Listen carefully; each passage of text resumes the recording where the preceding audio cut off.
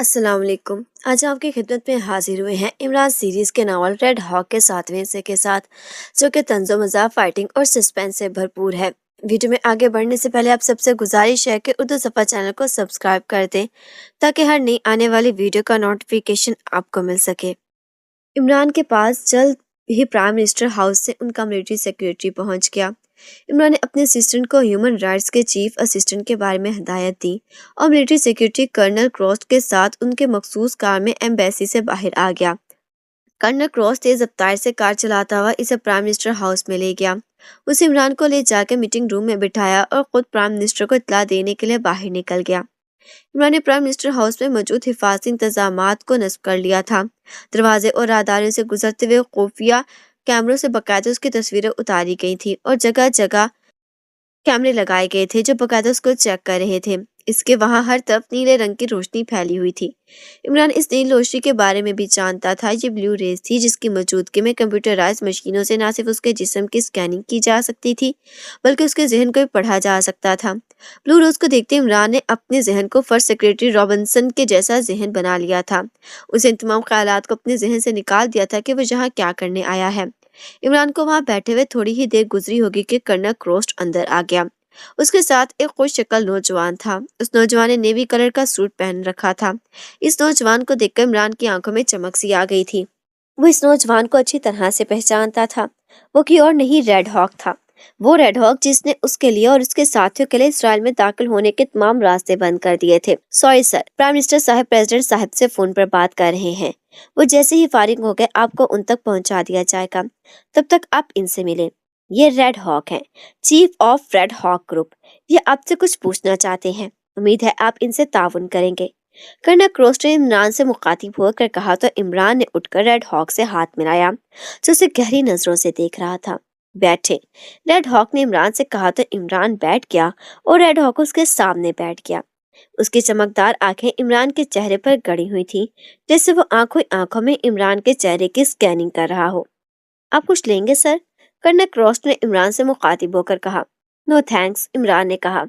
ٹھیک ہے، آپ جائیں، کمرے کا دروازہ بند کر دیں اور جب تک میں آپ کو کال نہ کروں کوئی اندر نہیں آئے گا۔ ریڈ ہاک نے کرنل کروسٹ سے سخت لہجے میں بات کرتے ہوئے کہا۔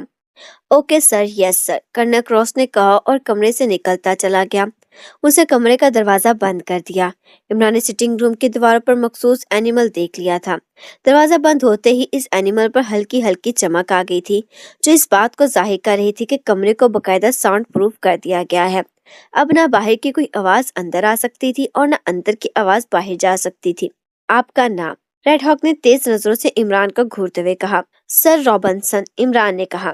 گڈ، کیا میں جان سکتا ہوں کہ مسٹر سر رابنسن کہ آپ کس ایمرجنسی سلسلے میں پرائم منسٹر صاحب سے ملنا چاہتے ہیں؟ ریڈ ہاک نے کہا۔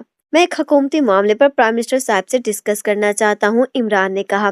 اس حکومتی معاملے کے بارے میں کیا آپ مجھے تفصیل بتانا پسند کریں گے؟ ریڈ ہاک نے کہا۔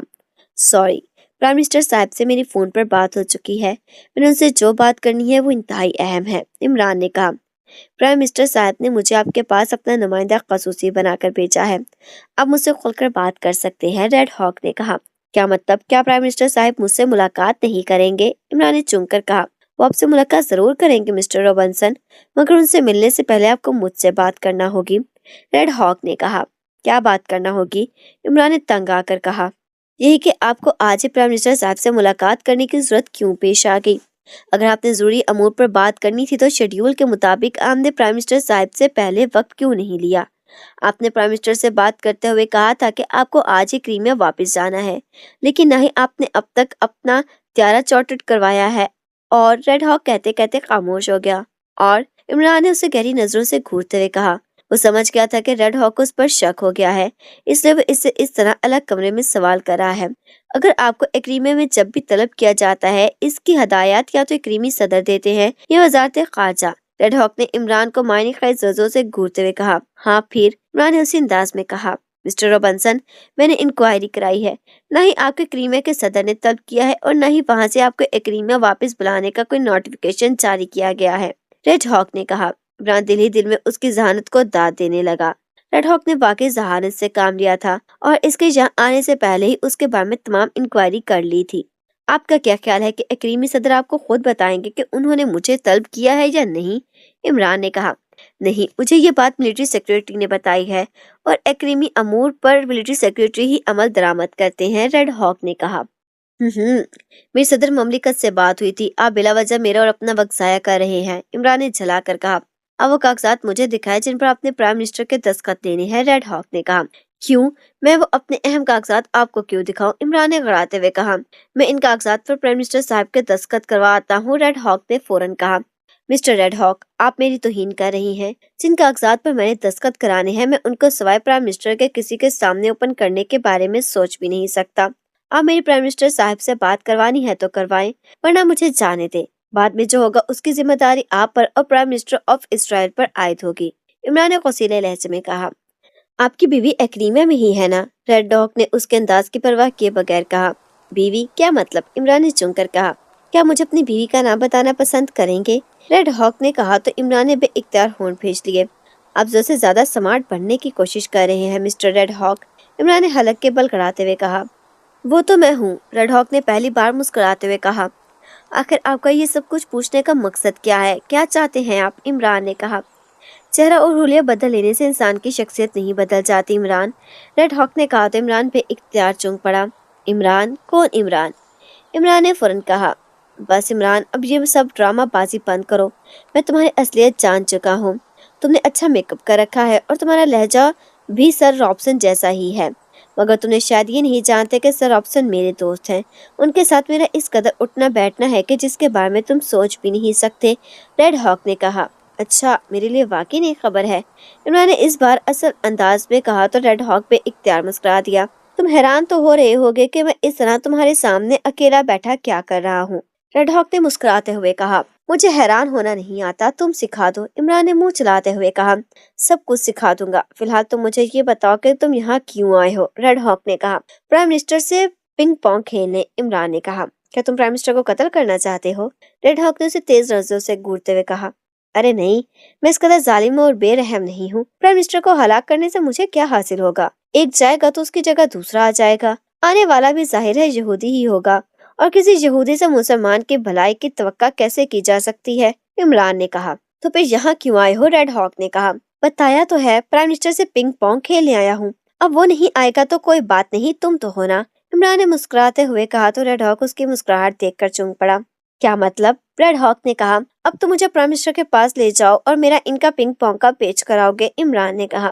ہاں، تم یہاں موت کے منہ میں ہو عمران، احمقانہ باتیں مت کرو، ریڈ ہاک نے گراتے ہوئے کہا۔ تمہارے ہوتے ہوئے میں بھلا احمقانہ باتیں کیسے کر سکتا ہوں، عمران نے کہا۔ وہ سمجھ گیا تھا کہ ریڈ ہاک اتنی باتیں صرف اسی لیے کر رہا ہے کہ وہ اس کے بارے میں یہ جاننا چاہتا تھا کہ پرائم منسٹر سے کیوں ملنا چاہتا ہے، آیا اس کا مقصد پرائم منسٹر کو نقصان پہنچانے کا ہے یا نہیں۔ میں تم سے آخری بار پوچھ رہا ہوں عمران، مجھے یہاں آنے کا اپنا مقصد بتا دو ورنہ، ریڈ ہاک نے کہا۔ ورنہ؟ عمران نے سر جھٹک کر کہا۔ ورنہ مجھے زبان کھلوانے کے گر آتے ہیں، ایسے گر کے تمہارا رواں رواں چیخ اٹھے گا، ریڈ ہاک نے کہا۔ اس سے پہلے کہ عمران دوسری بات کرتا، اچانک صوفے سے آئینی راڈرز نکلے اور عمران ان راڈرز میں بری طرح سے جکڑتا چلا گیا۔ شاید اس کا جکڑنے کا ریڈ ہاک نے پہلے ہی انتظام کر رکھا تھا۔ یہ کیا؟ عمران نے غصیلے لہجے میں کہا۔ تمہاری زبان کھلوانے کا پہلا بندوبست، ریڈ ہاک نے کہا۔ ریڈ ہاک کہ تم کیا سمجھتے ہو یہ سب کر کے تم مجھ سے اپنے پرائم منسٹر کو بچا لو گے، عمران نے گڑاتے ہوئے کہا۔ اور تو تمہارا ارادہ واقعی پرائم منسٹر کو نقصان پہنچانے کا تھا، ریڈ ہاک نے کہا۔ ان کے ساتھ تو مجھے جو کرنا ہے وہ میں کروں گا، لیکن اس سے پہلے تم سے 2 ہاتھ کر دوں، عمران نے کہا۔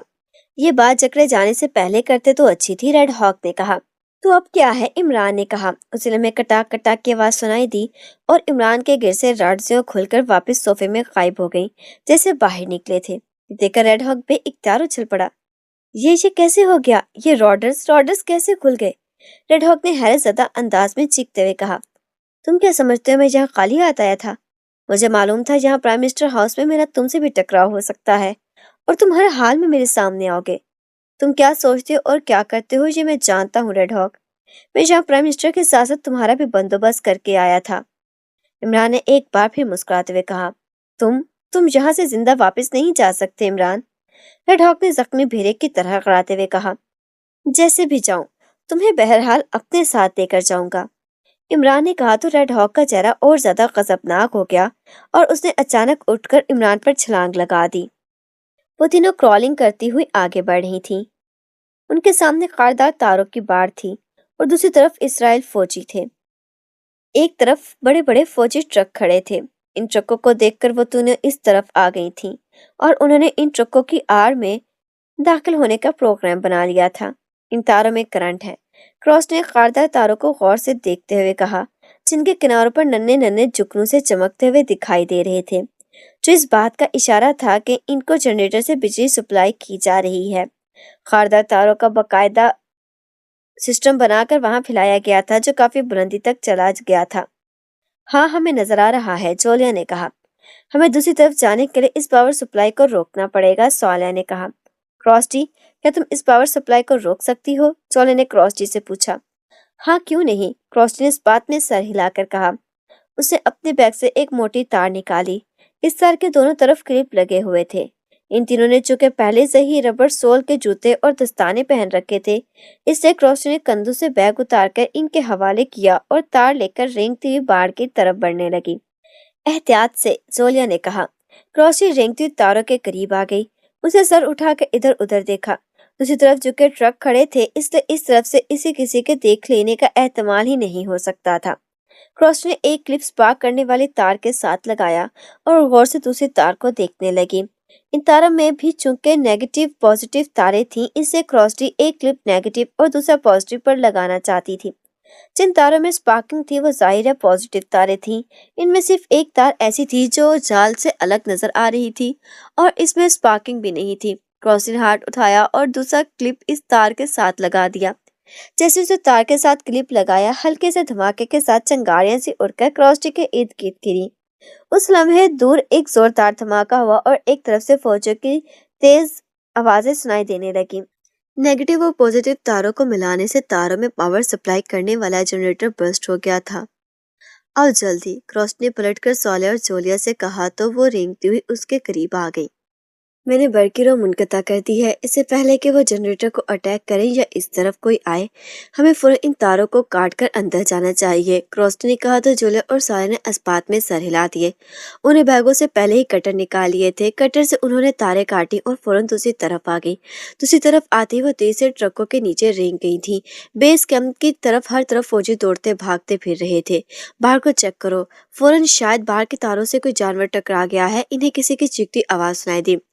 ٹرکوں کے نیچے رینگتی ہوئی آگے بڑھو، ہمیں سب سے پہلے ٹاور کو اڑانا ہے، جولیا نے ٹرک کے نیچے سے دوسری طرف کے ایک سرچ ٹارچ کو دیکھتے ہوئے کہا، جس پر چند فوجی بھاری مشین گنیں لیے دوربین سے چاروں طرف دیکھ رہے تھے۔ وہ تینوں ٹرکوں اور وہاں موجود دوسری فوجی گاڑیوں کے نیچے رینگتی ہوئی آگے بڑھ گئی۔ جولیا، سوالیا اور کراسٹی نے مشین گنوں کے ساتھ راکٹ گنز بھی نکالی تھی۔ اس طرف فوجی موجود نہ تھے۔ وہ تیزی سے ایک گاڑی کے نیچے سے نکل کر باہر آئی اور جھکے انداز میں بھاگتی ہوئی ایک بیرک کے پیچھے دیوار سے آ لگی۔ اسی لمحے ایک فوجی بھاگتا ہوا اس طرف آ گیا۔ اس کی نظر جیسے ان تینوں پر پڑی وہ ٹھٹک گیا۔ اس سے پہلے کہ وہ گن سیدھی کر کے ان پر فائر کرتا، کراسٹی نے اچانک اس پر مشین گن سے برسٹ کر دیا تھا۔ تھرتھراہٹ کی آواز کے ساتھ فوجی حلق کے بل چیختا ہوا گر گیا۔ مشین گن کی مخصوص آواز اور فوجی کی چیخیں سن کر بیس کیمپ کے فوجی بری طرح سے چونک پڑے تھے۔ ادھر ادھر بکھر جاؤ جلدی، جولیا نے چیخ کر کہا تو سوالیا اور کراسٹی بجلی کی سی تیزی سے دائیں بائیں دوسری بیرکوں کی طرف دوڑتی چلی گئی، مگر اب شاید انہیں دیکھ لیا گیا تھا۔ جیسے وہ دوسری بیرکوں کی طرف دوڑی، اچانک سرچ ٹارچ سے ان پر فائرنگ شروع ہو گئی تھی۔ کراسٹی اور سوالیا نے ایک ساتھ چھلانگیں لگائی تھیں اور اڑتی دوسری طرف پہنچ گئی تھی۔ یہ دیکھ کر جولیا نے راکٹ گن والا ہاتھ دیوار کی آڑ سے نکال کر سرچ ٹاور کی طرف کر کے ٹریگر دبا دیا۔ گن سے راکٹ نکلا اور برق رفتار سے اڑتا ہوا اینڈ ٹاور سے جا ٹکرایا۔ ایک ہولناک دھماکہ ہوا اور سرچ ٹاور کے ٹکڑے اڑ گئے۔ آگے آگ کا طوفان سا اٹھا اور سرچ ٹاور تیزی سے نیچے گرتا چلا گیا۔ سرچ ٹاور کا تباہ ہونا تھا کہ بیس کیمپ کے فوجیوں میں جیسے جوش بھر آیا تھا۔ انہوں نے اندھا دھند اس طرف فائرنگ شروع کر دی جس طرف سے راکٹ فائر کیا گیا تھا۔ فوجی مسلسل فائرنگ کرتے ہوئے اس طرف دوڑے چلے آ رہے تھے۔ یہ دیکھ کر کراسٹی اور سوالیا نے فوجیوں کی طرف 2 راکٹ فائر کر دیے۔ راکٹ ان فوجیوں کے करीब जाकर फटे और जग के बाद दीगरे हो दो होलनाक धमाके हुए और इन फौजियों के टुकड़े हवा में बिखर गए। रॉकेट बरसाते ही सॉले और क्रॉसटी दीवारों की आड़ से निकली और उन्होंने सामने नजर आने वाले फौजियों पर बेतरीक फायरिंग शुरू कर दी। ये देखकर जूलिया तेजी से हरकत में आई। वो झुके झुके अंदाज में फौजियों पर फायरिंग करती हुई एक बैरिक से दूसरे बैरिक और तीसरे बैरिक की तरफ भागती चली गई। सामने एक हेलीपैड था जहाँ एक जंगी हेलीकॉप्टर खड़ा था। हेलीकॉप्टर के पर घूम रहे थे और मुसल्लह फौजी इनमें सवार हो रहे थे। ने फौरन इस हेलीकॉप्टर के एक रॉकेट दाग किया। जबरदस्त धमाके के साथ हेलीकॉप्टर फटा और इसके साथ ही उसके इर्द गिर्द मौजूद फौजियों के भी टुकड़े उड़ते चले गए। फिर वहां जैसे क्यामत से टूट पड़ी। हेलीकॉप्टर में लगे हुए मिसाइल खौफनाक धमाकों से फट पड़े थे। इन धमाकों को देखकर उन तीनों ने अपनी जगह छोड़ दी और मुसलसल चारों तरफ फायरिंग करते हुए सामने मौजूद एक बड़ी बैरिक की तरफ बढ़ने लगी। तुम इन्हें संभालो, मैं इस कैंप के इंचार्ज को तलाश करती हूँ, जोला ने कहा तो क्रॉसटेड साले सर हिलाकर फौजी पर फायरिंग करती हुई इधर उधर छलांगे मारती चली गई। जोले ने सामने मौजूद बड़ी बैरिक के करीब खड़े दो फौजी पर फायरिंग की और भागती बैरिक के करीब पहुंच गई। वो दीवार के साथ लगकर खड़ी हो गई और बैरिक का खुला हुआ दरवाजा देखने लगी। फिर जोले ने जेब से एक छोटा सा बम निकाला और इसे लिए हुए ऐसा ऐसा दरवाजे की तरफ बढ़ने लगी। दरवाजे के करीब पहुंचकर वो एक लम्हे के लिए रुकी। फिर उसका हाथ हरकत में आया और बम उड़ता हुआ बैरिक में जा गिरा। अंदर एक जोरदार धमाका हुआ और कई फौजियों के चीखने की आवाजें सुनाई दी। बैरिक में जगलग कसीर धुआं सा भर गया था। जोलिया उछलकर दरवाजे के सामने आई और बिजली की सी तेजी से अंदर दाखिल हो गई। अंदर दाखिल होते ही उसने मशीन गन का मुंह खोल दिया था। धुएं में छुपे हुए फौजियों को कुछ सोचने समझने का मौका ही नहीं मिला था। सुले ने फायरिंग करके धुएं में नजर आने वाले फौजियों को एक लम्हे में ढेर कर दिया था। अब तो उसने एक फौजी को बैरक के दूसरे दरवाजे की तरफ भागते देखा तो उसने उसकी टांगों पर गोलियां बरसा दी थी। फौजी चीखता हुआ गिरा और बुरी तरह से तड़पने लगा। जोले ने एहतियातन चारों तरफ देखा मगर बैरिक में 5 फौजी थे जिनमें 4 मारे गए थे और एक जोला ने इसके पैरों में गोलियां मारकर जख्मी कर दिया था। जोले ने आगे बढ़कर इसे टांग से पकड़कर पीछे घसीट लिया और दीवार की आड़ में आकर उसने इस फौजी के सर से गन लगा दी। तुम्हारा नाम? जोले ने गड़ाते हुए कहा। सॉटन, सॉटन डैमरे, फौजी ने तकलीफ से चीखते हुए कहा। स्पेस कैंप का इंचार्ज कौन है? जोले ने क्रक लहजे में कहा। Colonel douse. कर्नल डाउज, फौजी ने तकलीफ भरे लहजे में कहा। कहाँ है वो? जोलिया ने पूछा। वो फौजी ने लड़सते हुए लहजे में कहा। उसका अंदाज ऐसे था जैसे वो जोलिया को कर्नल डॉज के बारे में कुछ बताने से हिचकिचा रहा हो। ये देखकर जोलिया ने इसके पसलियों में जोरदार टांग मार दी थी। फौजी हलक के बल चीखने लगा। जल्दी बताओ वरना। जोलिया ने गन का रुख उसके चेहरे की तरफ करते हुए कहा। लेबोरेटरी में। वो ग्लोशिया और डचमैन के साथ लेबोरेटरी में गए हैं, फौजी ने कहा। ग्लोशिया, डिचमैन कौन है ये दोनों? जोलिया ने पूछा। रेड हॉक के साथी। वो रेड हॉक के साथी और लेबोरेटरी का इंतजाम संभालने के लिए आए हैं, फौजी ने कहा तो जोलिया की आंखों में चमक आ गई। क्या तुम लेबोरेटरी में जाने का रास्ता जानते हो? जोलिया ने तेज लहजे में कहा। नहीं, मैं नहीं जानता, फौजी ने कहा। जोलिया ने साफ महसूस कर लिया था कि वो झूठ बोल रहा है। उसे गन का नौल से पकड़कर इसका दस्ता फौजी के मुंह पर मारा तो फौजी का जबड़ा टूट गया और वो हलक के बल चीखने लगा। उस लम्हे सामने दरवाजे पर 2 फौजी नमूदार हुए। जोलिया ने उन्हें देखकर फौरन दाएं तरफ छलांग लगा दी क्योंकि इन फौजियों ने उसे देखते ही जगलग उस पर फायरिंग कर दी थी। गोलियां ऐन इस जगह पड़ी जहां एक लम्हा कबल जोलिया मौजूद थी। जोलिया के अचानक छलांग लगाने की वजह से इन फौजियों की गोलियां सॉटन डैमरे के जिस्म पर पड़ी। उसके हलक से एक जोरदार चीख निकली और वो हलाक हो गया। जोलिया छलांग मारकर एक टेबल की आड़ में चली गई थी। इससे पहले कि दोनों फौजी इस टेबल की तरफ फायरिंग करते, जोलिया ने लोटनी लगाई और टेबल के दूसरी तरफ आते ही उसने इन दोनों पर फायरिंग कर दी। दोनों फौजी चीखते हुए गिरे और वही तड़प तड़प कर इलाक हो गए। हाँ, ये लेबोरेटरी में जाने का रास्ता जानता था, जोलिया ने सॉटन की लाश को देखते हुए कहा। वो उठी और तेजी से सॉटन की लाश के करीब आ गई। उसे दीवार के पास आकर दरवाजे के बाहर देखा। काफी फासले पर उसे फौजी भागते हुए दिखाई दे रहे थे।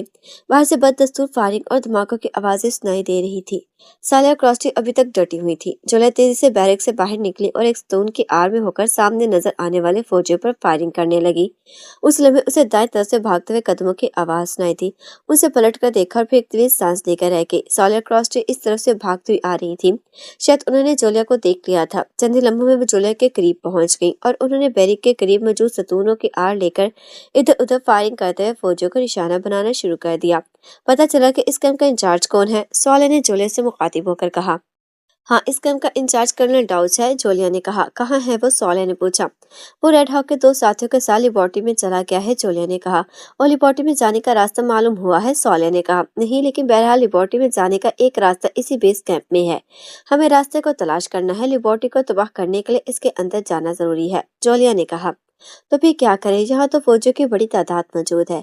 एक मरता है तो उसकी जगह 10 और सामने आ जाते हैं। हम इन्हीं का असला उठा उठाकर इन्हें हलाक कर ही रहे हैं, मगर लगता है इतने बड़े कैंप में हम तीनों तबाह नहीं कर सकेंगे, क्रॉसटी ने कहा। मैं भी यही देख रही हूँ, जल्द या बदीर वाकई हम घेर ले जाएंगे, चोले ने चारों तरफ देखते हुए कहा। तो फिर क्या करना चाहिए, सोले ने कहा। सरेंडर, चोले ने कहा तो सोले और क्रॉसटी चौंक पड़ी। क्या क्या कहा तुमने, सोले ने हैरत भरे लहजे में कहा। मेरे जहन में एक तरकीब आई है, लेकिन इस तरकीब पर अमल करने के लिए हमें सरेंडर होना पड़ेगा, सोले ने सोचते हुए कहा। और क्या तरकीब है, क्रॉसटी ने पूछा। अगर हम सरेंडर हो जाते हैं तो कर्नल डॉच और इसके साथियों का लामहाला हमारे सामने आना पड़ेगा। जैसे ही वो हमारे सामने आएंगे, हम मौका देखकर इन्हें दबोच लेंगे और फिर इनके जरिए हमारे लेबोरेटरी में दाखिल होना मुश्किल ना होगा, जॉलिया ने कहा। ये हमारे लिए टफ रिस्क भी हो सकता है, क्रॉस्ट ने कहा। रिस्क ले बगैर हम लेबोरेटरी में दाखिल नहीं हो सकती।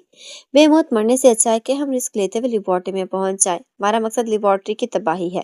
इस लेबोरेटरी को तबाह करने के लिए अगर मुझे अपने जिस्म से बम भी बांधने पड़े तो मैं दरीक नहीं करूंगी, चोला ने कहा। अगर ऐसी बात है तो हम तुम्हारे साथ है, क्रॉस्ट ने कहा। गुड, तो फिर मेगा बम लिबासों की खुफिया जेबों में छुपा लो और बाकी असला फेंक दो। मैं सरेंडर होने का ऐलान कर देती हूँ, चोले ने कहा। तो उन्होंने छोटी छोटी जेबों जैसे दो दो बम अपने लिबासों के खुफिया जेबों में छुपा लिए थे। इसी अवस्था में सामने बैरकों के पीछे फौजियों की बड़ी तादाद ने पोजीशनें संभाल ली थी और वो इनकी तरफ मुसलसल फायरिंग कर रहे थे।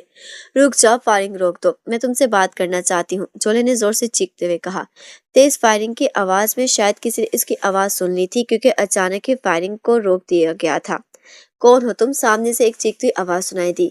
हम जो कोई भी हैं खुद को सरेंडर करना चाहती हैं, जोलिया ने कहा। तो दूसरी तरफ चंद लम्हों के लिए खामोशी छा गई। क्या तुम सच कह रही हो, चंद लम्हों के बाद वही आवाज सुनाई दी। हाँ, हमें मालूम है कि हम तुम्हारा मुकाबला नहीं कर सकती, जोलिया ने कहा। तुम्हारी तादाद कितनी है, दूसरी तरफ से पूछा गया।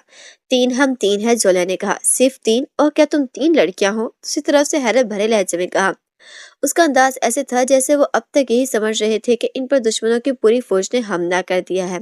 इसकी वजह ये थी कि क्रॉसवे और सालेह ने इन पर पोजीशनें बदल बदल कर हमला किया था। वो एक जगह ठहरी ही नहीं थी। हाँ, हम 3 लड़कियां हैं, जोले ने मुस्कुराते हुए कहा। ठीक है, तुम्हारे पास जो असला है इसे फेंक दो, दूसरी तरफ से कहा गया। तो सालेह और क्रॉसटी जोले की तरफ देखने लगी। जोले ने इस बात में सर हिलाया और अपनी मशीन गन सतून की दूसरी तरफ उछाल दी। ये देखकर सालेह और क्रॉसटी ने भी अपनी गन्नें फेंक दी और फिर इन्होंने कंधों से अपने बैग भी उतार कर फेंक दिए।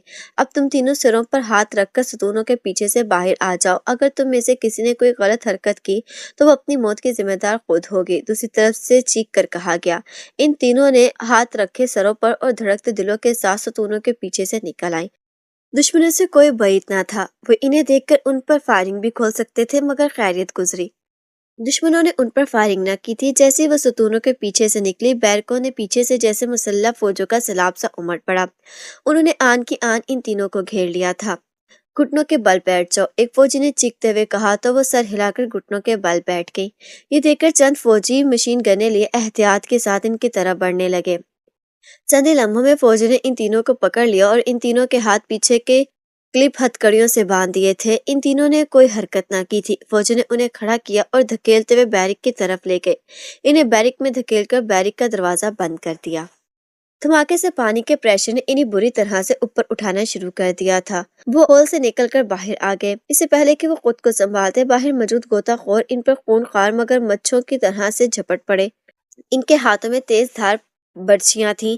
इन गोताखोरों ने इन पर बर्छियों से सफदर और कैप्टन शकील को मारने की कोशिश की, मगर सफदर कैप्टन शकील ने बर वक्त खुद को संभालते हुए अपने जिस्म मोड़े और अपने करीब आने वाले गोताखोरों को टांगे फैलाकर मारते हुए पीछे हटते चले गए। ये देखकर दूसरे गोताखोर आगे बढ़े, मगर इस वक्त तक इन दोनों ने खुद को संभाल लिया था। उन्होंने डाइव लगाई और तेजी से इनके नीचे से तैरते हुए निकलते चले गए। गोताखोर घूमते हुए इनकी तरफ बढ़े। सफदर ने जेब से छोटा सा बम निकाला और इसका एक बटन प्रेस करते हुए इस गोताखोरों की तरफ फेंक दिया और खुद तेजी से दाएं बाएं होते चले गए। बम देखकर दुश्मन गोताखोरों ने उससे बचने की कोशिश की, मगर अचानक बम से तेज चमक निकली और इन गोताखोरों को बमों से जैसे जान सी निकल गई और वो मुर्दा होकर पानी में उलटने पुलटने लगे और फिर उसने जिस्म तेजी से ऊपर उठते चले गए। ये फ्लैश बम था और इसकी जिद में आकर 6 गोताखोर हलाक हो गए थे। इनके पीछे आने वाले गोताखोरों ने डाइव लगाते हुए फ्लैश बम से अपनी जानें बचा ली थी। जैसे ही फ्लैश बम के असरात खत्म हुए, उन्होंने और कैप्टन शकील ने पीछे जाते हुए उन पर फायरिंग शुरू कर दी थी। सफदर और कैप्टन शकील जिग-जैग अंदाज में तैर रहे थे। उन्होंने पलट पलट कर अपनी गनों से गोताखोरों को निशाना बनाना शुरू कर दिया था। उन्होंने मजीद 8 अफराद को हलाक कर दिया था। अब इनके मुकाबले पर सिर्फ 6 अफराद गोताखोर थे जिन्होंने इनके दाएं बाएं आकर तेजी से इन पर हमला कर दिया था। कैप्टन शकील ने बिजली की सी तेजी से घूमते हुए एक गोताखोर के पेट में लात मारी और दूसरे गोताखोर को उसकी गर्दन से पकड़ लिया। इससे पहले कि तीसरा गोताखोर इसे बर्छी मारता, कैप्टन शकील ने तेजी से गर्दन के मोड़ते हुए गोताखोर को इसके सामने कर दिया। दूसरे गोताखोर की बर्छी इस गोताखोर के पेट में घुस गई और उसने बुरी तरह से तड़पना शुरू कर दिया। कैप्टन शकील ने उसे बर्छी मारने वाले गोताखोर की तरफ धकेल दिया। वो तड़पता हुआ बर्छी मारने वाले से टकराया और उसे लिए हुए दाएं तरफ घूमता चला गया। जिस गोताखोर को कैप्टन शकील ने टांग मारी थी वो सीधा होकर बर्क रफ्तार से कैप्टन शकील पर झपटा था और उसने अचानक अकब से कैप्टन शकील को पकड़ना चाहा, मगर कैप्टन शकील तेजी से घूमा और उसने इस गोताखोर के बर्छी वाले हाथ को पकड़कर जोर से झटका दिया तो उसके हाथ से बर्छी निकल गई। इससे पहले कि वो कुछ करता, कैप्टन शकील ने हाथ बढ़ाकर उसके कंटोप से ऑक्सीजन पाइप खींच लिया। दूसरे गोताखोर ने इसे पाइप छीनने की कोशिश की, मगर कैप्टन शकील ने जोरदार झटके से उसका पाइप तोड़ दिया। गोताखोर के मुंह से बुलबुले से निकले और वो तेजी से हाथ पांव मारता हुआ ऊपर उठता चला गया। ये देखकर कैप्टन शकील आगे बढ़ा और उसने उस बर्छी वाले गोताखोर को पकड़ लिया। उसने उसे बर्छी मारने की कोशिश की थी, लेकिन कैप्टन शकील ने उसके मुंह पर अपनी गन का दस्ता मारा तो वो पानी में उठता चला गया। फिर इससे पहले कि वो सीधा होता, कैप्टन शकील ने गन सीधी करके उस पर फायर कर दिया। गोली इस गोताखोर के कंटोप पर पड़ी और कंटोप से गुजरकर उसकी खोपड़ी में दाखिल हो गई और उसके इर्द गिर्द का पानी तेजी से सुर्ख होता चला गया। उधर सफदर भी अपने दुश्मनों को हलाक कर चुका था। एक गोताखोर खून से भरा हुआ था और वो दोनों एक दूसरे से गुत्थम गुत्था हो रहे थे और वो दोनों काली हाथ थे। गोताखोर सफदर पर हाथ पांव मारता हुआ इसे मुसलसल हमले कर रहा था। सफदर ने अपने जिस्म को तिरछा करते हुए इस गोताखोर को उसके सर से पकड़ा और उसे दोनों हाथों से ऊपर उठाते हुए घुमाकर दाएं तरफ ले आया। इससे पहले कि खुद हाथ बढ़ा कर इसे पकड़ता, सफदर ने घूमकर उसके अकब में उसकी गर्दन पकड़ी और उसने पूरी कुव्वत से गोताखोर की एक मखसूस रग दबा दी। गोताखोर को एक जोरदार झटका लगा और उसका जिस्म बेजान होकर ऊपर उठता चला गया। इससे पहले कि और गोताखोर यहाँ आ जाए, हमें फौरन तनवीर के पास जाना चाहिए, सफदर ने कैप्टन शकील को मुखातिब करते हुए कहा। हाँ आओ, कैप्टन शकील ने कहा और वो दोनों तेजी से इस तरफ तैरने लगे जिस तरफ तनवीर गया था। थोड़ी देर बाद ही वो एक इलाके में पहुंच गए। इन चट्टानों के दरमियान से और उनके दरमियान से गुजरते हुए वो एक खुली जगह आ गए। सामने एक स्याह थी पट्टी, वो तेजी से पहाड़ी की तरफ बढ़ी। पहाड़ी की दूसरी जानिब से तेज रोशनी हो रही थी। वो पहाड़ी के करीब जाकर उसके गिर्द घूमते चले गए। एक जगह उन्हें पहाड़ी में बड़ा सा क्रैक दिखाई दिया। वो इस क्रैक में दाखिल हो गए। क्रैक की दूसरी तरफ उन्हें एक बहुत बड़ी आबदोश दिखाई दी। इस आबदोश पर इसराइल के मखसूस परचम का निशान बना हुआ था। आबदोश के गिर्द सफेद रोशनी का हाला सा बना हुआ था। यूं लग रहा था जैसे आबदोश इस रोशनी के हाले में मुकीद हो। तनवीर कहाँ है? सफदर ने पलटकर इशारे से कैप्टन शकील से पूछा। मालूम नहीं, आओ देखते हैं, कैप्टन शकील ने कहा और फिर वो दोनों क्रैक से निकले और उन्होंने आबदोश के गिर्द तनवीर को तलाश करना शुरू कर दिया। उस तरफ आने से पहले उन्होंने अपनी रिस्ट वॉच के मखसूस बटन प्रेस करके मखसूस रेस ऑन कर ली थी, जिससे आबदोश के रॉडर इन्हें चेक नहीं कर सकते थे और ना ही उन्हें किसी स्क्रीन पर देखा जा सकता था। इससे वो बेफिक्र होकर आबदोश के गिर्द घूम रहे थे, लेकिन उन्हें तनवीर कहीं दिखाई नहीं दे रहा था। तनवीर कहाँ हो तुम? क्या तुम मेरी आवाज़ सुन रहे हो? सफदर ने माइक से तनवीर से मुखातिब होकर कहा, लेकिन तनवीर ने कोई जवाब न दिया। कहाँ जा सकता है वो? कैप्टन शकील ने हैरानी से कहा। पता नहीं, सफदर ने कहा। तनवीर, तनवीर, कैप्टन शकील ने अपने माइक में तनवीर को पुकारा, मगर उसे कोई जवाब न मिला। आबदोश के गिर्द व्हाइट स्टार लाइट का हाला है। इस हाले की वजह से तनवीर आबदोश पर बम नहीं लगा सका होगा, सफदर ने कैप्टन शकील से कहा। लेकिन वो है कहाँ? कैप्टन शकील ने सर हिलाकर कहा। इससे पहले कि मजीद कोई बात करते, अचानक आबदोश के एक हिस्से से तेज रोशनी की लहरें से निकली। इन लहरों को देखकर इन दोनों ने दाएं बाएं पलटकर बचने की कोशिश की, मगर लहरें अचानक इनके जिस्मों से आ टकराईं और उन्हें यूं महसूस हुआ जैसे उनके जिस्मों से जान निकल गई हो। उन्हें हाथ पार मारने की कोशिश की, मगर बेसुध। दूसरे लम्हे उनके जहनों पर जैसे तारीकी के पर्दे कर गए। सबसे पहले सफदर को ही होश आया था। उसने देखा वो एक बड़े से कैबिन में मौजूद था और उसे एक रॉडर वाली कुर्सी पर जकड़ा गया था। इसके दाएं बाएं दो और कुर्सियां मौजूद थीं, जिन पर कैप्टन शकील और तनवीर जकड़े हुए थे। इनके जिस्मों पर से गोताखोरी के लिबास उतार लिए गए थे। कैप्टन की साख से सफदर ने अंदाजा लगा लिया था कि वो कहीं और नहीं बल्कि इसी एटमी आबदोश में है जिसकी तबाही के लिए वो आए थे। सफदर समझ गया कि इसे किसी रेस से बेहोश किया गया था और बेहोशी की हालत में इसे एटमी आबदोश में लाया गया था। चंद ही लम्हों बाद कैप्टन शकील और तनवीर को भी होश आ गया। खुद को जकड़े हुए और एटमी आबोदोस में देखकर उन्होंने होंठ भींच दिए। मैं इस आबोदोस के करीब आया तो आबोदोस से अचानक रोशनी की एक लहर निकलकर मुझ पर पड़ी थी, जिससे मैं बेहोश हो गया था। तनवीर ने उन्हें अपने बारे में बताते हुए कहा, हमारे साथ भी ऐसा ही हुआ था, कैप्टन शकील ने कहा। लेकिन ये हुआ कैसे? हमने टीएस डिवाइस ऑन कर रखी थी। हमारे पारे में इन्हें कैसे मालूम हो गया? टीएस डिवाइस से तो हमें ना कोई ऑर्डर चेक कर सकता था और ना ही हम किसी स्क्रीन पर दिखाई दे सकते थे। तनवीर ने हैरान होते हुए कहा, ये जदीद दौर है प्यारे। हो सकता है कि इस आबदोस में कोई ऐसा कैमरा लगा हो जिसने टीएस रेस के बावजूद हमें मार्क कर लिया हो। सफदर ने कहा, मेरे ख्याल में इस आबदोस में स्टीरियो लाइट कैमरा लगा हुआ है। स्टीरियो लाइट कैमरे से ही टीएस रेस के बावजूद हमें देखा जा सकता है, कैप्टन शकील ने कहा। लेकिन ये लोग हमें आबदोस में क्यों लाए हैं?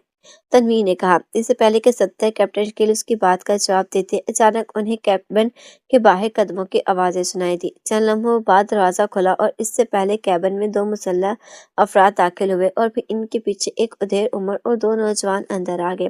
तो ये है वो तीनों जो यहाँ मुझे हलाक करने आए थे, उधेड़ उम्र ने इन तीनों को घूरते हुए कहा। हाँ, ये पाकिस्तानी एजेंट है। अगर हम आबदोस में होते तो ये इस आबदोस को ही तबाह कर देते। हमने यहाँ आते ही आबदोस के गिर्द वाइट स्टार लाइट का हाला बना दिया था और साथ ही हमने स्टीरियो लाइट कैमरा भी ऑन कर दिया था। हमें उम्मीद थी कि इमरान या उसके साथी जब इस आबदोस को तबाह करने के लिए आएंगे तो पूरी तैयारी के साथ आएंगे। इनके पास हर रेस का तोड़ हो सकता है, मगर वाइट स्टार और स्टीरियो लाइट कैमरे का तोड़ नहीं हो सकता, क्योंकि इन दोनों ने अभी तक दरियाफ्त नहीं किया गया है। फिर वही हुआ है, ये वाकई हमें किसी रोडें स्क्रीन पर नजर नहीं आ रहे थे। फिर हमें स्टीरियो लाइट स्क्रीन एक आदमी आबदोस के गिर्द घूमता हुआ दिखाई दिया।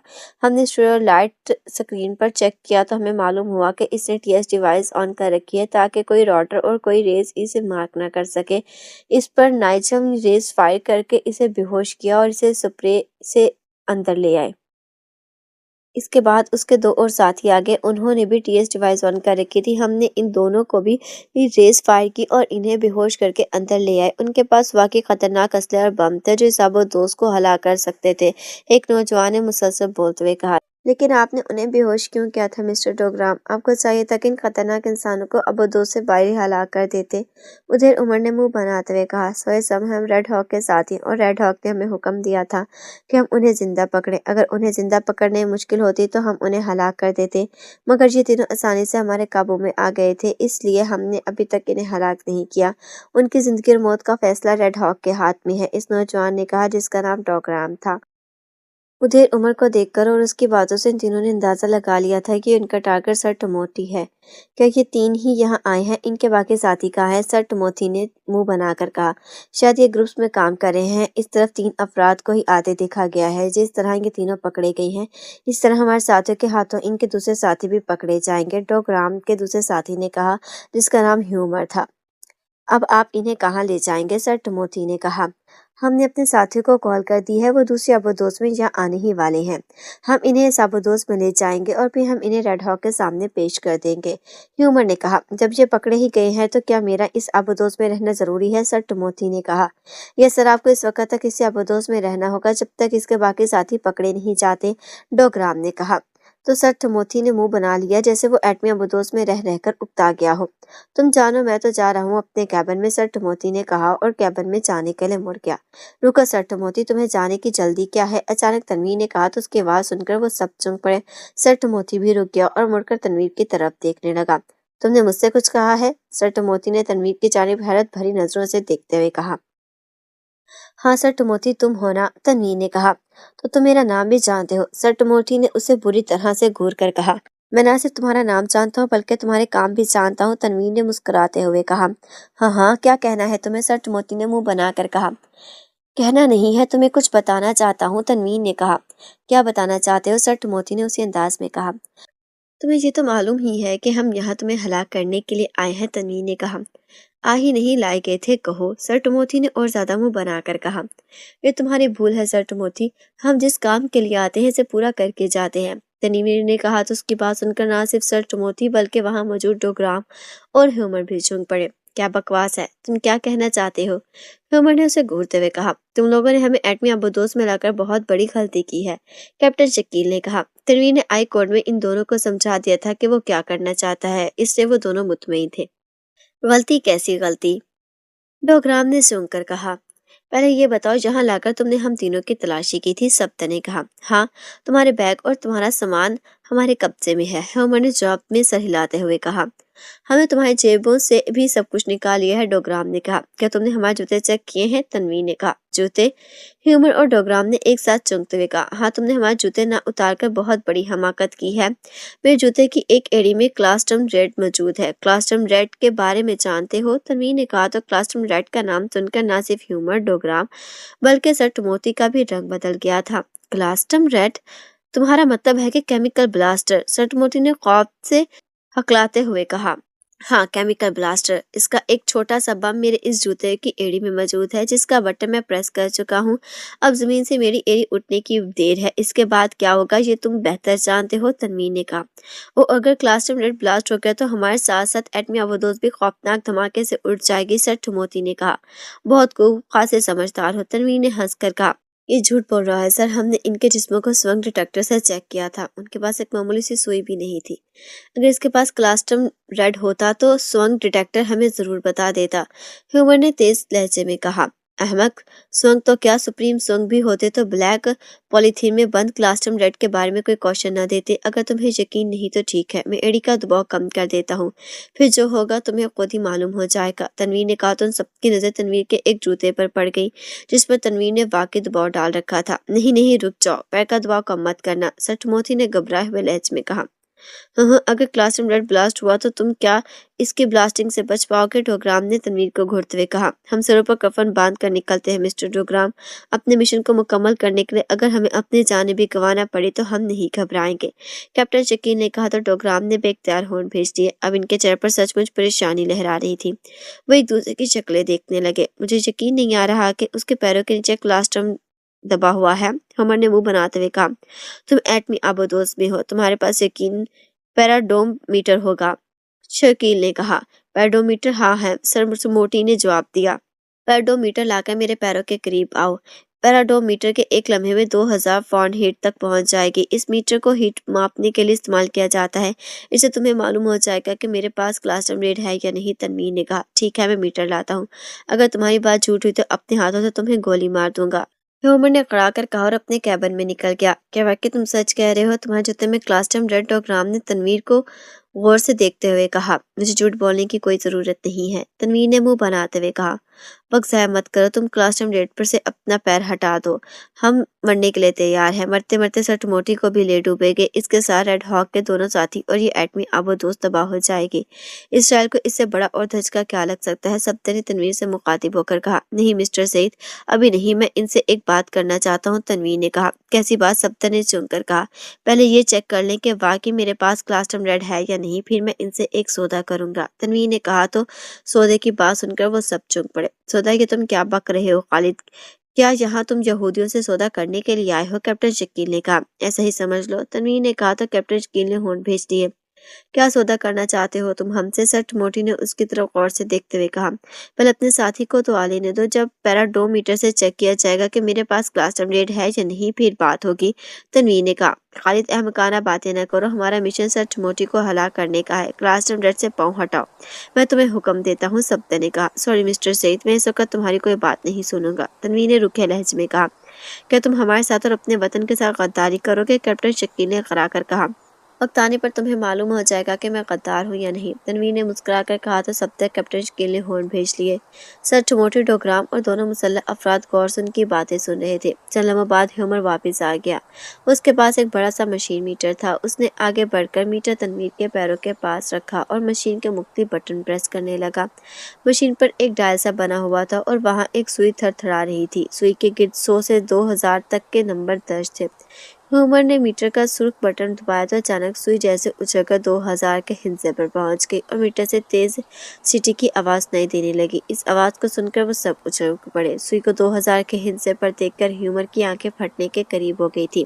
ये सच कह रहा है, इसके जूते में वाकई क्लास्टम रेड मौजूद है और ऑन है, ह्यूमर ने लड़ते हुए लहजे में कहा। तो सर टमोटी, डोगराम और उसके मशीन गन बरदार साथियों के रंग सर्द पड़ गए थे। Oh my God, sir Khalid, for God sake पाँव का दबाव कम मत करना, ورنہ ہم سب مارے جائیں گے، سر ٹموتھی نے لرزتے ہوئے کہا۔ گھبراؤ نہیں، تمہاری طرح زندگی مجھے بھی پیاری ہے، تنویر نے مسکراتے ہوئے کہا۔ زندگی پیاری تو تم نے پاؤں میں کلاسٹرم ریٹ کیوں رکھا ہوا ہے؟ ڈوگرام نے غصیلے لہجے میں کہا۔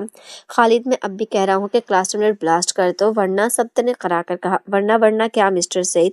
تنویر نے ہنس کر کہا جیسے اس کا مذاق اڑانا چاہتا ہے۔ تم اس کی بات مت سنو، مجھ سے بات کرو، کیا سودا کرنا چاہتے ہو تم ہم سے؟ سر ٹموٹی نے آگے بڑھ کر تنویر سے مخاطب ہو کر کہا۔ اپنی تم سب کی زندگیوں کا سودا، تنویر نے کہا۔ کیا مطلب؟ ڈوگرام نے ابھی آگے بڑھ کر کہا۔ مطلب یہ ہے کہ میں اس کلاسٹرم ریڈ کو آف کر سکتا ہوں۔ کلاسٹرم ریڈ آف ہو گیا تو میری زندگی بھی بچ جائے گی اور تم سب کے لیے۔ اس کے لیے تمہیں مجھے نہ صرف یہاں سے زندہ سلامت نکالنا ہوگا بلکہ مجھے کثیر رقم بھی دینی ہوگی، تنویر نے کہا۔ غدار، تم غدار ہو، سبت نے چینکتے ہوئے کہا۔ شٹ اپ، اب اگر ان میں سے کوئی بات کرے تو اسے گولی مار دینا، تنویر نے غصیلے لہجے میں کہا۔ ٹھیک ہے، ہم ان دونوں کو مار دیں گے، تم بتاؤ تم کتنی رقم لینا چاہتے ہو؟ سر ٹموتھی نے کہا۔ $50 لاکھ، تنویر نے کہا۔ ڈن، یہ رقم میں تمہیں اپنی طرف سے دوں گا، سر ٹموتھی نے کہا۔ گڈ، تو پھر مجھے اس راڈر سے آزاد کرو، سب سے پہلے میں اپنے ان 2 ساتھیوں کو اپنے ہاتھوں سے ہلاک کروں گا کیونکہ یہ مجھے یہاں زبردستی لے آئے تھے، میرا بس نہیں چلتا تھا ورنہ میں ان دونوں کو کب کا ختم کر دیتا، تنویر نے کیپٹن شکیل اور سبتک کو خونخوار نظروں سے گھورتے ہوئے کہا۔ غدار انسان، اگر تم نے ہمیں ہلاک کیا تو تم بھی نہیں بچ سکو گے، ہمارے ساتھی جلد یا بدیر سر ٹموتھی تک پہنچ جائیں گے اور اس کے ساتھ ساتھ وہ تمہیں بھی ہلاک کر دیں گے، کیپٹن شکیل نے کہا۔ مجھ تک پہنچنا ان کے لیے آسان نہیں ہوگا، میں اپنے بچاؤ کے لیے راستے جانتا ہوں، تنویر نے سر جھٹک کر کہا۔ مسٹر خالد، تم ان کی باتوں کو چھوڑو، کلاسٹرم ریڈ آف کر دو، مجھے اس سے خوف محسوس ہو رہا ہے، سر ٹموٹھی نے کہا۔ پہلے میرے راڈر ہٹاؤ، تنویر نے کہا۔ نہیں، پہلے تم کلاسٹر ریڈ آف کرو، ہیومر نے سخت لہجے میں کہا۔ سر ٹموٹھی اسے سمجھاؤ، اگر میں نے پیر کا دباؤ ابھی کم کیا تو، تنویر نے جان بوجھ کر اب تک فکرہ دہراتے ہوئے چھوڑ دیا تھا۔ اوہ نہیں، اس کا راڈر ہٹاؤ، جلدی کرو، سر ٹموٹھی نے بوکھلائے ہوئے لہجے میں کہا۔ مگر سر، ہیومر نے پریشان ہوتے ہوئے کہا۔ شٹ اپ یو نانسینس، تم ریڈ ہاک کے ایجنٹ ہو مگر یہ مت بھولو کہ میری حیثیت کیا ہے، میں بلیک ڈک کا 3rd چیف ہوں، چیف، یہاں صرف میرا حکم چلتا ہے، سمجھے تم؟ سر ٹموٹھی نے حلق کے بل کراتے ہوئے کہا۔ ہاں ٹھیک ہے سر ٹموتھی، چیف نے ہمیں آپ کی ہر بات ماننے کا حکم دیا ہے، کھول دو ڈوگرامی سے، ہیومر نے پہلے سر ٹموتھی سے اور پھر اپنے ساتھی سے مخاطب ہو کر کہا۔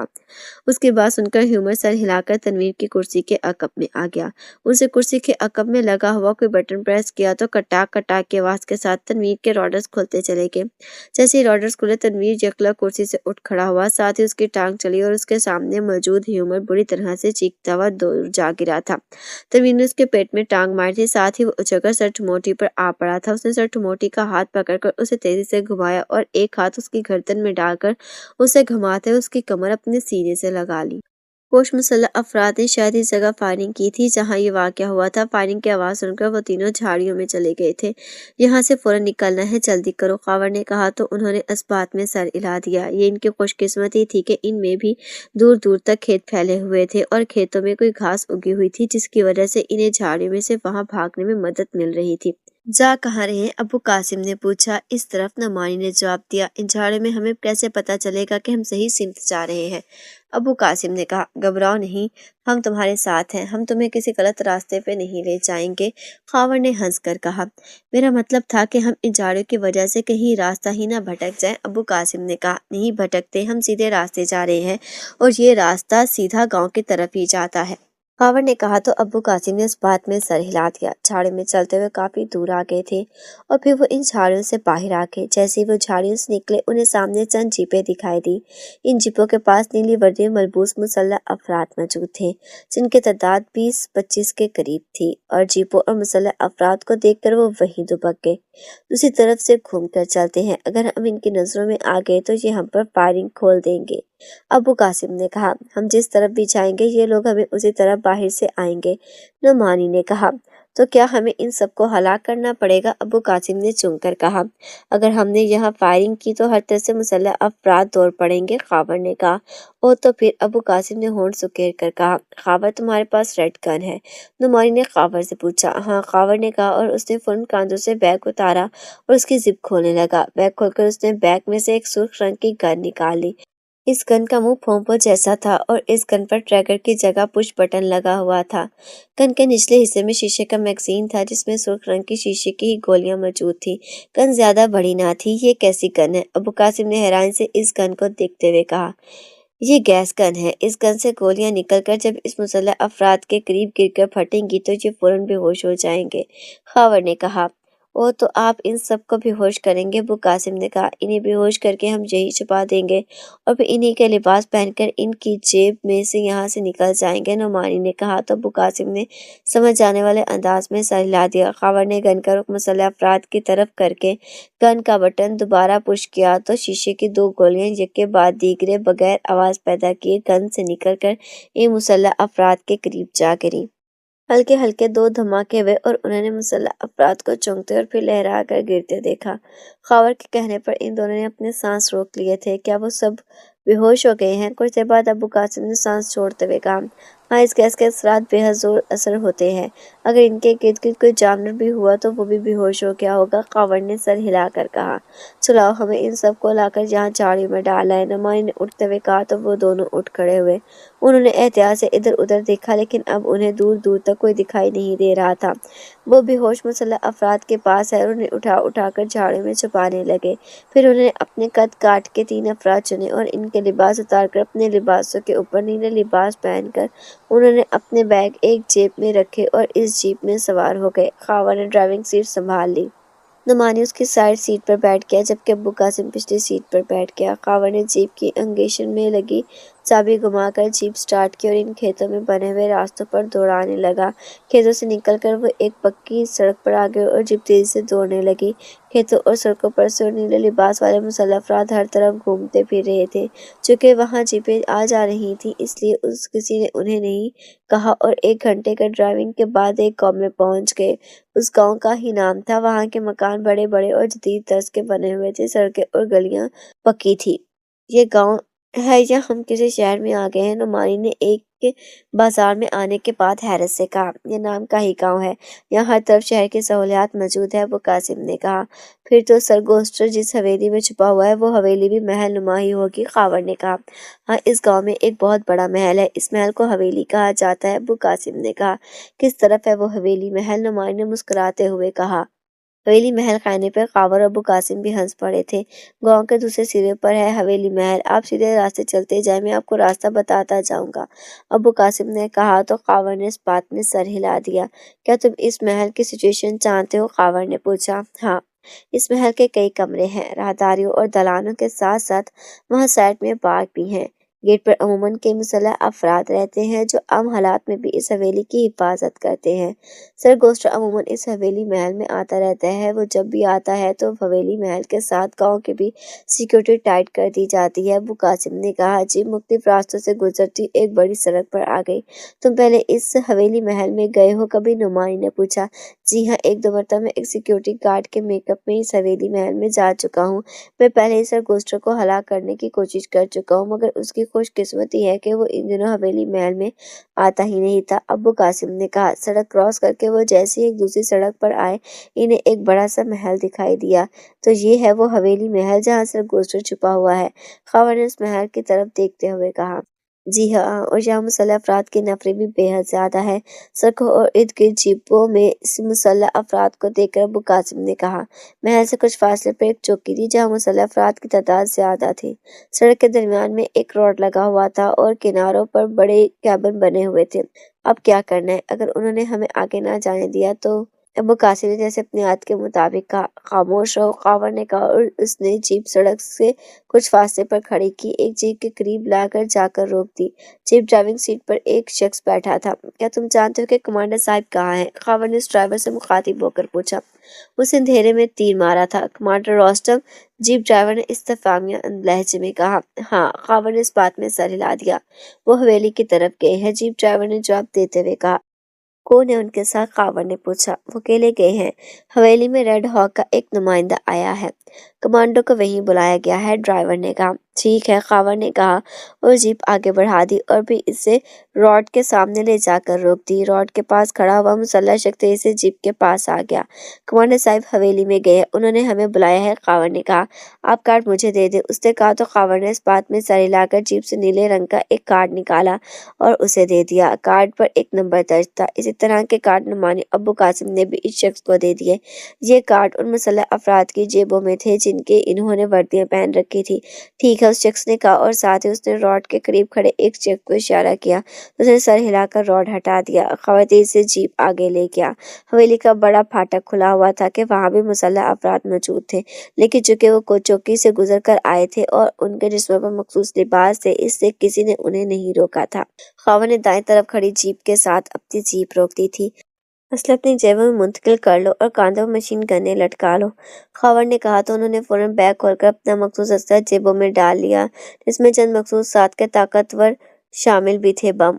वो तीनों जीपों से उतरे हवेली के रिहायशी हिस्से की तरफ बढ़ने लगे। रुको! अचानक उन्हें कब से एक आवाज सुनाई तो वो रुक गए। उन्होंने पलट कर देखा तो एक लंबे कद का उदेर उमर उन्हें गौर से देख रहा था। सर, उन तीनों ने कहा, कहाँ जा रहे हो? उसने तीनों को तेज नजरों से घूरते हुए कहा, कमांडर रोस्टम ने हमें बुलाया है जनाब, नुमाया ने मुअद्दबाना लहजे में कहा तो उदय उमर बुरी तरह से चौंक पड़ा। Commander rostrum? क्या मतलब? कमांडर रोस्टम ने तुम्हें क्यों बुलाया है? उसने हैरान होकर कहा। क्यों बुलाया है ये तो वही जानते हैं, आप हमें बताना पसंद करेंगे कमांडर रोस्टम कहाँ है?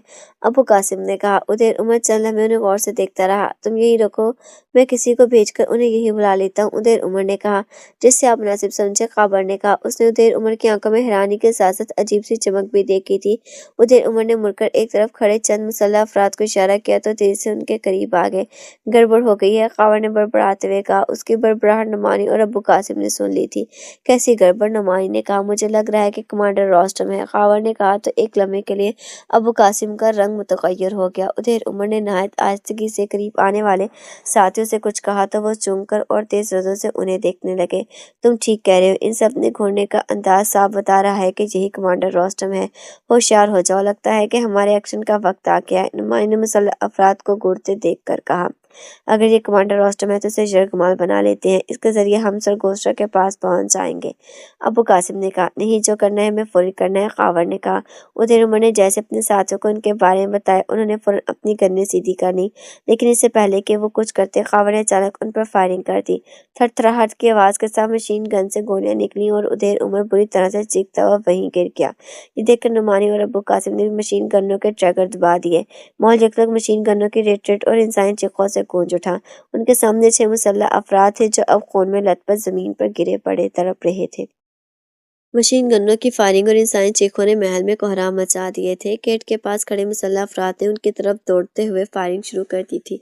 इन तीनों ने अपनी जगह से फायरिंग की और जमीन पर कलाबाजियां खाते हुए तीनों अतराफ में चले गए। साथ ही उनकी मशीन गनों के मुंह खुले और गेट से आने वाले मुसल्लह अफराद वहीं ढेर हो गए। अब तो जैसे हवेली में भगदम मच गई थी। हर तरफ से दौड़ने, भागने और चीखने की आवाजें सुनाई दी और हवेली नुमा महल तेज फायरिंग की आवाजों से गूंज उठा था। मुसलसल फायरिंग करते हुए और रिहायशी हिस्से की तरफ बढ़ो। अचानक दाएं तरफ से चंद नीले लिबास वाले इन्हें देखते हुए नुमाई ने इन पर फायरिंग कर दी थी। उसने गन नीम दायरे की शक्ल में घुमाई थी। सामने से आने वाले मुसल्लह अफराद चीखते हुए उछल उछल कर गिरते और साकित होते गए।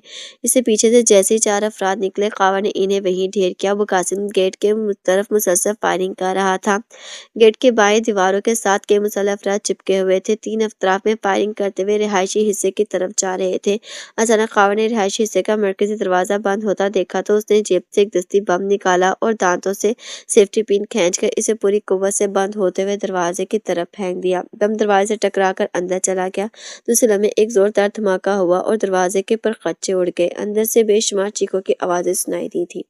नुमानी और अबू कासिम ने भी हैंड ग्रेनेड निकाले और उनके सेफ्टी पिन खींचकर उन्हें एक साथ गेट के दाएं बाएं बाउंड्री की तरफ उछाल दिए थे। बम फटते ही वो तीनों तेजी से पलटे और फिर फायरिंग करते हुए धमाके से उड़े हुए मरकजी दरवाजे की तरफ बढ़ते चले गए। उधर बम बाउंड्री वॉल से टकराकर जोरदार धमाकों से फटे और बाउंड्री वॉल टुकड़े टुकड़े होकर बिखर गई और बड़ा सा गेट जोरदार धमाके से नीचे जा गिरा। इस तरफ जो मुसल्लह अफराद मौजूद थे, इनमें पेशतर धमाकों से उड़ गए थे।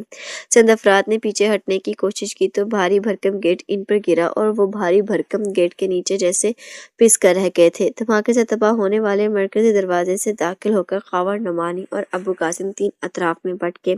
एक राहदारी में कावर को 4 मुसल्लह अफराद दौड़कर आते दिखाई दिए तो फौरन जमीन पर लौटने लगा गया।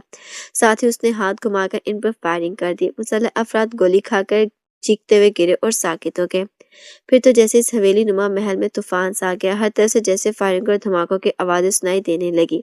हवेली के कमरे में मौजूद मुसल्लह अफराद ने पोजीशनें संभाली थी। वो कमरों के और दीवारों की आड़ में होकर इधर उधर फायरिंग कर रहे थे। खबर नुमानी और अब्बू कासिम फायरिंग करने के साथ साथ इन कमरों में बम फेंक रहे थे। जबरदस्त धमाकों के साथ कमरों की दीवारें और छतें गिर गई थी और हर तरफ जैसे गर्दो गुबार सा फैलता जा रहा था। इस गर्दो गुबार की आड़ में इन तीनों को दुश्मनों पर फायरिंग करने और खुद को आसानी से बचाने में मौका मिल रहा था। अचानक एक कमरे का दरवाजा खुला और खुलते हुए दरवाजे से दो मुसल्लह अफराद निकलकर कावर के सामने आए। उन्होंने बाहर आते अचानक इस तरफ फायरिंग कर दी जिस तरफ कावर मौजूद था। ये देखकर कावर ने ऊंची छलांग लगाई। मुसल्लह अफराद की चलाई हुई गोलियां उसके पैरों के नीचे से निकलती चली गई। फिजा में कलाबाजी खाई और घूमते हुए उसने इन दोनों को फायरिंग कर दी थी। इन दोनों के मुंह से भयानक चीखें निकली और उसकी तरफ तड़पने लगे। कावर ने एक और कलाबाजी खाई। इसके दोनों पैर साइड की तरफ पड़े और वो चिकने फर्श पर गिरा। चिकने फर्श पर आते ही वो कमर के बल आगे खिसता चला गया। कमरे के दरवाजे के करीब से होते हुए इससे जेब से एक हैंड ग्रेनेड निकालकर उसकी पिन निकाली और उसे कमरे के अंदर उछाल दिया। एक जोरदार धमाका हुआ और कमरे में जैसे आग सी भड़क गई। अंदर से कई इंसानों के चीखने की आवाजें सुनाई दे रही थी। खावर ने फौरन अपने जिस्म को मोड़ा और तेज से उठकर खड़ा हो गया। उसने मुसल्लह अफराद की लाशों पर से छलांग लगाई और दूसरी तरफ आकर राहदारी में भटकता चला गया। राहदारी के दाएं कॉर्नर पर एक और कमरा था। इस कमरे का दरवाजा बंद देखकर कावर ने एक दस्ती बम निकालकर और उसकी सेफ्टी पिन निकाल ली थी। जैसे वो दरवाजे के करीब पहुंचा, कावर ने मशीन गन से इस हैंड ग्रेनेड पर फायरिंग कर दी थी। जोरदार धमाका हुआ और दाएं तरफ कमरे का दरवाजा जबकि बाएं तरफ दीवार का एक बड़ा हिस्सा गायब हो गया। फर्श में भी एक बड़ा सा गड्ढा बन गया था। कावर भागता हुआ दरवाजे के सामने आया और उसने खुद को नीचे झुकाते हुए कमरे में फायरिंग कर दी थी। कमरा तेज इंसानी चीखों से गूंज उठा था। कमरे में दो मुसल्लह अफराद, दो नौजवान और एक उधेड़ उम्र शख्स मौजूद था। नौजवान और उधेड़ उम्र तो जमीन से चिपके हुए थे जबकि मुसल्लह अफराद सामने खड़े थे जो फौरन ही खावर के गोले का शिकार हो गए थे। खावर छलांग लगाकर कमरे में आ गया। इसे देखकर नौजवान ने उठने की कोशिश की मगर खावर ने उन्हें उठने का मौका दिए बगैर इन पर फायरिंग कर दी। दोनों नौजवान तड़प तड़प कर वहीं हलाक हो गए थे। नहीं नहीं, मुझे मत मारो, मुझे मत मारो, फॉर गॉड सेक। उधेड़ उम्र ने उठकर घुटनों के बल बैठते हुए दोनों हाथों की उंगलियां एक दूसरे से फंसाते हुए खावर के सामने गिड़गिड़ाने लगा। क्या तुम ब्लैक लीग के रुकन गोस्टर हो? खावर ने उसके सर से गन की नौल लगाते हुए कहा। हाँ, नहीं नहीं, मैं गोस्टर नहीं हूँ, मैं उधेड़ उम्र ने गड़बड़ाते हुए लहजे में कहा। उसका लहजा सुनकर समझ गया था कि यही सर गोस्टर है। उठो, उठकर खड़े हो जाओ जल्दी। खावर ने उसके अकब में आकर गन उसकी गर्दन से लगाते हुए कहा तो वो लड़खड़ाता कांपता हुआ उठ खड़ा हुआ। मुझे मत मारना प्लीज, मैं सर गोस्टर नहीं हूँ, मेरा यकीन करो, मैं सर गोस्टर नहीं हूँ, उसने कांपते हुए लहजे में कहा। सच बताओगे तो मैं तुम्हारी जान बख्श दूंगा, वरना। खावर ने मुंह बनाते हुए कहा। सच? और ठीक है, मैं सर गोस्टर हूँ, मैं ही सर गोस्टर हूँ, उधेड़ उमर ने कहा तो खावर के लबों पर बेइख्तियार मुस्कुराहट फैल गई। गुड, सच बोलकर तुमने मेरे हाथों वाकई अपनी जान बचा ली है, खावर ने कहा। ओह शुक्रिया, बहुत बहुत शुक्रिया, सर गोस्टर ने रूहानी से लहजे में कहा। उसी लम्हे बाहर से बेशुमार दौड़ते कदमों की आवाजें सुनाई देने लगी। उसी लम्हे खावर ने महसूस किया जैसे कई अफराद साइड की दीवारों से लग गए हों। खावर ने फौरन सर गोस्टर की गर्दन में हाथ डाला और गन उसकी कमर से लगा दी। सर गोस्टर मेरे कब्जे में, खबरदार अगर किसी ने फायरिंग करने की कोशिश की तो मैं इसे हलाक कर दूंगा, खावर ने चीखते हुए कहा। और सर गोस्टर, क्या ये आदमी सच कह रहा है? बाहर से परेशान सी आवाज सुनाई दी। हाँ हाँ, ये सच कह रहा है, इसे रेड हॉक के दोनों आदमियों को भी मार दिया है, सर गोस्टर ने चीख कर कहा। उसके लहजे में बददस्तूर लर्जिश थी। सर गोस्टर की आवाज सुनकर बाहर एक लम्हे के लिए खामोशी छा गई।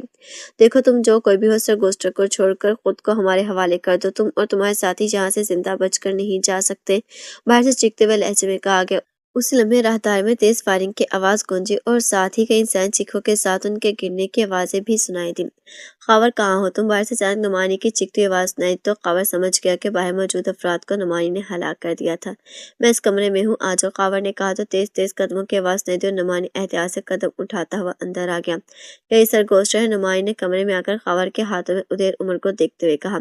हाँ, ये वही है, खावर ने कहा। इसे लेकर यहाँ से निकल चलो, बाहर हर तरफ मुसल्लह अफराद फैल गए हैं, अगर हमने इसे हलाक कर दिया तो इस समात को मिसाइलों से उड़ा देंगे, नुमानी ने कहा। अब्बू कासिम कहाँ है? खावर ने कहा। वो हलाक हो गया है, मैंने इसे बेशुमार गोलियां लगते देखा है, नुमानी ने। ओह, ये बहुत बुरा हुआ, खावर ने अफसोस भरे लहजे में कहा। हक और बातिल की जंग में ये तो होता ही है। अब्बू कासिम ने यहूदियों के खिलाफ लड़ते हुए जान गंवाई है और ऐसी हलाकत होने वालों को शहादत पर अफसोस नहीं किया जाता, नुमानी ने कहा। ठीक कह रहे हो, अब्बू कासिम ने वाकई जामे शहादत नोश किया है, खावर ने फौरन खुद को संभालते हुए कहा।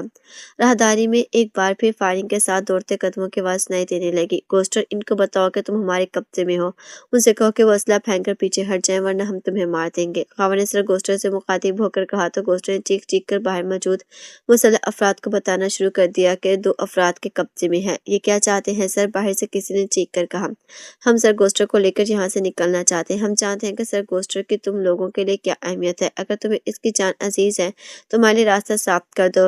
हमारे जिस्मों के साथ ताकतवर बम लगे हुए हैं जिनके रिमोट हमारे हाथों में है। अगर हमने इन रिमोट्स के बटन प्रेस कर दिए तो सर गोस्टर के साथ इस इमारत के ऊपर खच्चे उड़ जाएंगे और तुम सब भी बेमौत मारे जाओगे। खावर ने जवाबन चीख कर कहा तो बाहर चंद लम्हों के लिए खामोशी छा गई। ठीक है, हम तुम्हारे लिए रास्ता खाली कर रहे हैं, बाहर से कहा गया। फिर उन्होंने कदमों की आवाज सुनाई दी। वो शायद बाहर ही रहे थे।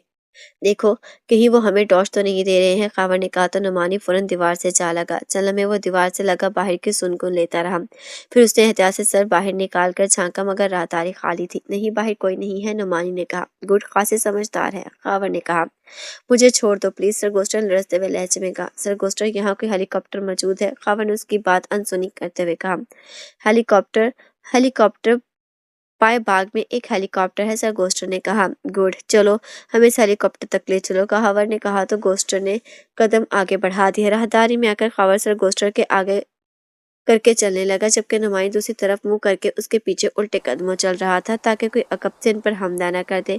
लेकिन राहदारी बिल्कुल खाली थी। वो मुख्तलिफ रास्तों से होते हुए इमारत से बाहर आए तो बाहर उन्हें हर तरफ जीपें और जीपों से पीछे छुपे हुए बेशुमार अफराद दिखाई दिए जो मशीन गन्ने और दूसरा असलहा संभाले पोजीशन लिए खड़े थे। हेलीकॉप्टर इमारत के अकब में है, सर गोस्टर ने कहा। दीवार के साथ लगकर चलो और इसे सर गोस्टर, इन्हें अपनी जुबान में एक बार फिर समझा दो।